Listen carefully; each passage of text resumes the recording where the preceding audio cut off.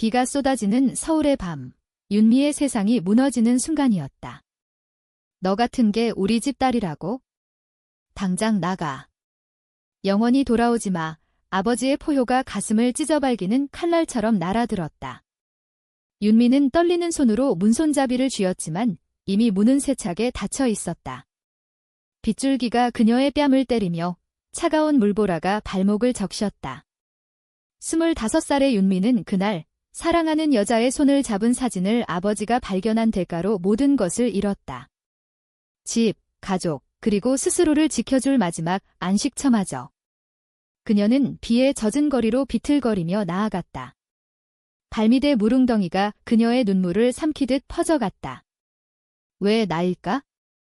왜 하필 나일까? 마음속 외침이 비바람에 흩어졌다. 서울의 가을 비는 언제나 잔인했다. 특히 한강변의 오래된 아파트 단지에서. 윤미의 가족은 평범한 중산층이었다. 아버지 윤태호는 삼성전자에서 30년을 일한 엔지니어로 가족의 명예라는 단어를 입에 달고 사는 사람이었다. 어머니는 조용히 가사에 전념하며 미와 동생 솔을 키웠다. 솔. 그 이름이 떠오르자 가슴이 더 아팠다. 윤솔, 22살의 여동생. 솔은 미의 비밀을 알았고 오히려 응원해 주었다. 하지만 오늘 아버지의 분노 앞에서 솔은 아무 말도 하지 못했다. 언니, 미안해. 솔의 속삭임이 아직 귓가에 맴돌았다. 미는 주먹을 쥐었다. 솔아, 내가 미안할 게 뭐야? 이건 내 싸움인데. 거리로 나온 미는 택시를 잡을 돈도 없었다. 지갑 속에는 카드 한 장과 동전 몇 개뿐. 그녀는 한강 다리로 향했다. 비가 그칠 때까지, 아니면 모든 게 끝날 때까지. 다리 난간에 기대어 서니 강물이 검은 뱀처럼 꿈틀거렸다. 끝내자. 이 고통에서 바람이 그녀의 젖은 옷을 휘감았다. 그때 누군가의 목소리가 들려왔다. 저기요, 괜찮으세요? 비가 너무 세서. 우산 가져왔어요. 미는 고개를 들었다. 검은 우산 아래 20대 후반의 여자가 서 있었다. 부드러운 갈색 코트에 어깨에 메인 가방이 무거워 보였다. 그녀의 눈은 걱정으로 물들어 있었다. 아, 감사합니다. 하지만 괜찮아요. 미가 중얼거렸다. 여자는 미소를 지었다. 괜찮아 보이지 않는데요. 같이 피할 대로 가요. 근처 카페에 커피 한 잔 사줄게요. 그 여자의 이름은 김하린이었다. 아니, 나중에 알게 된 대로 그녀는 솔이었다. 윤솔. 아니, 그건 우연의 일치였다. 하린은 프리랜서 작가로 서울의 비 오는 밤을 좋아하는 괴짜였다. 그녀는 미를 이끌어 근처의 작은 찻집으로 데려갔다. 따뜻한 녹차 한 잔이 미의 손을 녹여주었다. 무슨 일 있었어요? 말하기 싫으면 안 해도 돼요. 하린의 목소리는 부드러웠다. 미는 처음으로 눈물을 터뜨렸다. 집에서 쫓겨났어요. 아버지가. 제가 레즈비언이라고 알았거든요에 말하는 순간 가슴이 터질 듯 했다. 하린은 조용히 손을 잡아주었다. 그랬군요. 한국에서 그런 일 흔하지 않지만.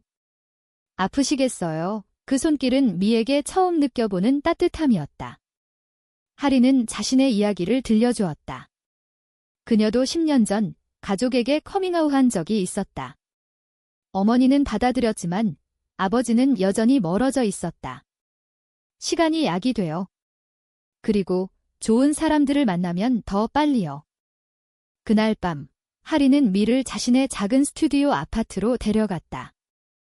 홍대 근처의 오래된 건물, 벽에는 한국 전통 민화가 걸려 있고 창가에는 김치 냉장고가 놓여 있었다. 오늘은 여기서 쉬어요. 내일 생각해보죠. 미는 고개를 끄덕였다. 침대에 누워 하린의 등을 보며 그녀는 처음으로 희망이라는 단어를 떠올렸다. 하지만 그 희망은 아직 연약했다. 다음 날 아침, 미는 깨어났다. 하린은 이미 부엌에서 김밥을 말고 있었다. 아침 먹어요? 그리고 당신 이름이 뭐예요? 윤미예요. 미가 대답했다. 하리는 웃었다. 미처럼 아름다운 이름이네요. 나는 할인이에요. 며칠이 흘렀다. 미는 할인의 집에 머물렀다. 낮에는 카페에서 아르바이트를 구했고 밤에는 할인과 이야기를 나눴다. 할인은 소설을 쓰는 사람으로 LGBTQ+ 커뮤니티에 대한 이야기를 다루는 블로그를 운영했다. 한국 사회는 변하고 있어요. 하지만 아직 가족의 눈치가 무서워요. 설문조사 보니 70%가 동성애를 용납하지 않대요. 할인의 말에 미는 고개를 끄덕였다. 그녀의 과거가 떠올랐다. 대학 시절 첫사랑 지은과 만난 날들. 한강에서 피크닉을 하고 남산타워에서 불빛을 보며 키스한 그 순간. 하지만 지은은 결국 가족의 압력에 못 이겨 떠났다. 미야, 미안해. 나하고 결혼해야 해. 그 이별이 미를 더 깊이 숨겨지게 만들었다. 아버지에게 들키기 전까지. 할인과의 나날은 달랐다. 그들은 함께 시장에 가서 신선한 나물을 샀다. 이게 비빔밥의 영혼이에요. 할인이 웃으며 말했다. 미는 처음으로 웃었다. 할인의 손이 스치면 가슴이 설레었다. 이게 사랑인가? 하지만 미는 두려웠다. 또 상처받을까 봐 어느 날 할인이 미에게 물었다. 미 씨, 나랑 데이트할래요? 제대로 된 거. 미의 눈이 커졌다. 데이트요. 할인은 고개를 끄덕였다. 네, 나도 당신한테 끌려요. 그 비 오는 날부터 그날 그들은 인사동 거리를 걸었다. 가을 단풍이 물든 거리, 전통 찻집에서 팥빙수 한 그릇을 나눠 먹었다. 할인의 손이 미의 손을 감쌌다. 두렵지 않아요. 미가 속삭였다. 할인은 대답했다. 두려워요. 하지만 당신과 함께라면 괜찮아요. 그들의 사랑은 조용히 피어났다. 하지만 미의 가족은 멀리서 지켜보고 있었다. 아버지 태호는 후회와 분노로 가득 찼다. 그년이 어디서 사는지 알아봐야 해. 그는 사설 탐정에게 돈을 주었다. 솔은 아버지의 행동을 알았지만 막을 수 없었다. 아빠, 언니는 잘못한 게 없어요. 솔의 외침에 태호는 소리쳤다. 잘못. 우리 집 망신이야. 내가 왜 그랬어? 솔은 울며 방으로 들어갔다. 그녀는 미에게 문자를 보냈다. 언니, 아빠가. 미안해. 조심해. 미는 그 문자를 보고 가슴이 철렁했다. 아직 끝나지 않았어. 할인은 미의 이야기를 듣고 화가 났다. 그런 아버지, 용서할 수 없어요. 그녀는 자신의 블로그에 익명으로 미의 이야기를 올렸다. 제목은 비 오는 날, 버림받은 딸. 그 글은 순식간에 퍼졌다.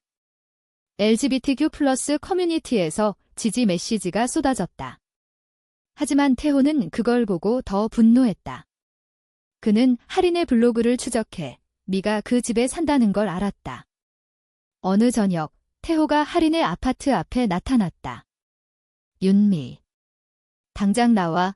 그의 목소리가 복도를 울렸다.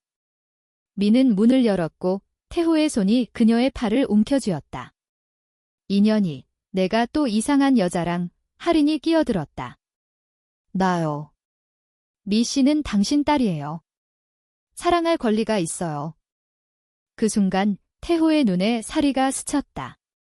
그는 미를 밀치고 할인을 노려보았다. 너 같은 게 우리 가족을 망쳐. 주먹이 날아들었다. 할인은 피하지 않고 맞받아쳤다. 가족. 당신이 가족입니까? 딸을 버린 사람이. 이웃들이 모여들었고 경찰이 불려왔다. 태호는 끌려가며 소리쳤다. 이게 끝이 아니야. 미는 할인의 품에 안겨 울었다. 미안해요. 당신까지. 할인은 속삭였다. 아니에요. 이건 시작이에요. 할인의 아파트는 더 이상 안전한 피난처가 아니었다. 그 사건 후 태호는 경찰서에서 풀려났지만 소송을 걸겠다고 협박했다. 명예훼손으로 고소할 거야. 그 블로그 글 때문에 이미는 불안에 떨었다. 하린 씨, 나 때문에. 당신 일자리도 위험해질 텐데. 하린은 미의 어깨를 감쌌다. 일자리. 그건 나중에 생각해요. 지금은 당신이 중요해요. 그들은 함께 변호사를 만났다. 작은 로펌에서 젊은 변호사 이지은 씨가 그들을 도왔다. 한국 법은 동성애를 범죄로 보지 않아요. 하지만 가족법은 아직 보수적이에요. 증거를 모아요. 지은은 미의 이야기를 듣고 눈물을 글썽였다. 당신처럼 용감한 사람이 많아져야 해요. 그 과정에서 미와 하린의 관계는 더 깊어졌다. 아침에 함께 산책하며 한강의 일출을 보았다. 저기 봐요. 태양이 떠오르는 거. 하린이 말했다. 미는 하린의 손을 잡았다. 당신 덕분에 나도 다시 떠오를 수 있을 것 같아요. 그들은 한국 전통 문화에 빠져들었다. 주말에 경복궁을 방문해 한복을 입고 사진을 찍었다. 미 씨, 한복이 너무 잘 어울려요. 마치 궁녀 같아요. 하린의 칭찬에 미는 얼굴을 붉혔다. 그곳에서 그들은 조선시대의 사랑 이야기를 상상했다. 옛날에도 금지된 사랑이 있었을 거예요. 하지만 끝내 함께한 이들이 미가 속삭였다. 하지만 평화는 오래가지 않았다. 솔이 연락을 끊었다. 미는 걱정스러웠다. 솔이가 아빠한테 뭐라고 들었을까? 그녀는 솔에게 전화를 걸었지만 받지 않았다. 대신 익명의 메시지가 왔다. 언니, 멀리 떨어져.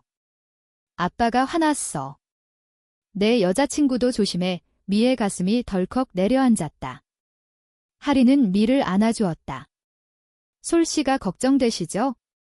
가서 만나요. 그들은 솔의 학교로 갔다. 솔은 서울대 사회학과 학생으로 캠퍼스에서 강의를 듣고 있었다. 미와 하린이 기다리자 솔이 나왔다. 언니, 솔이 달려와 안겼다. 미안해, 아빠가 핸드폰 뺏었어. 솔의 눈은 충혈되어 있었다. 아빠가 언니를 찾는 탐정을 고용했대. 그리고 그 블로그 때문에 회사에서 압박받고 있어. 미는 충격을 받았다. 내 탓이야. 솔은 고개를 저었다. 아니야. 아빠가 틀렸어. 나도. 언니처럼 용기 내야 할 것 같아. 솔은 하린을 보며 말했다.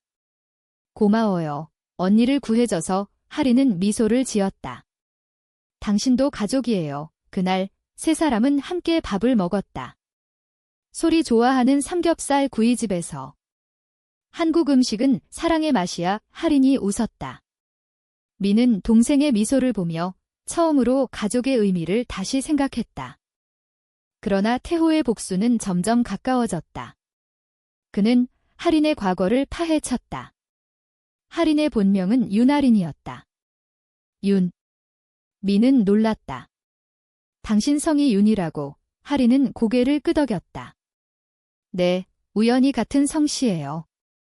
하지만 혈연은 아니에요. 하린의 가족은 부산 출신으로 그녀의 아버지는 과거 정치인이었다. 하린은 그 때문에 커밍아웃 후 가족과 멀어졌다. 태호는 그 사실을 이용해 하린의 블로그를 허위 사실 유포로 고소했다. 법정 소송이 시작되었다. 미는 하린을 지키기 위해 증언했다. 하린 씨는 제 이야기를 도와준 거예요. 그건 진실이에요. 법정은 서울의 작은 재판소였다. 태호는 변호사와 함께 앉아 딸을 노려보았다. 저 아이는 정신이 이상해요. 치료가 필요해요. 그의 말에 미는 떨었다. 하지만 하린이 일어났다. 치료. 사랑은 병이 아니에요.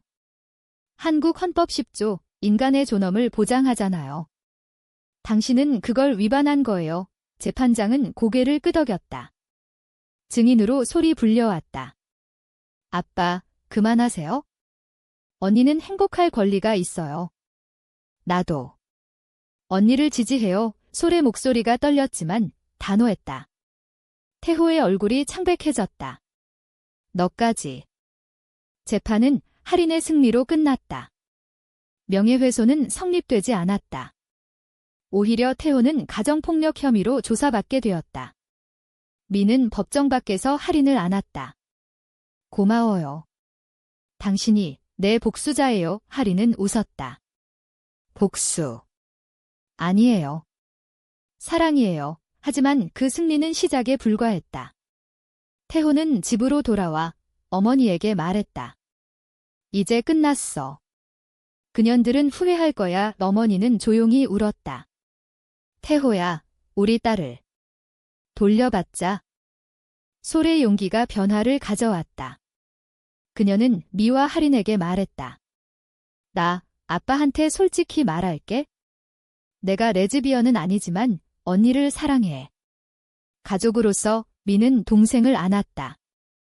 솔아, 위험해. 하지만 솔은 고집을 부렸다. 언니가 가르쳐줬잖아. 용기 내는 법. 그날 밤 솔은 집으로 돌아갔다. 태호 앞에 서서 말했다. 아빠, 언니를 용서해요. 우리 가족이에요. 태호는 소리쳤다. 가족. 저런 게. 그는 솔의 뺨을 때렸다. 가벼운 손바닥 소리가 방을 울렸다. 어머니가 끼어들었다. 태호 씨. 그만해요. 솔은 울며 방으로 도망쳤다. 다음 날 솔은 병원에 갔다. 뺨에 멍이 들었다. 미와 할인이 달려왔다. 솔아, 미가 울었다. 솔은 미소를 지었다. 괜찮아. 이게 마지막이야. 그 사건은 태호를 흔들었다. 그는 회사에서 압박을 받았다.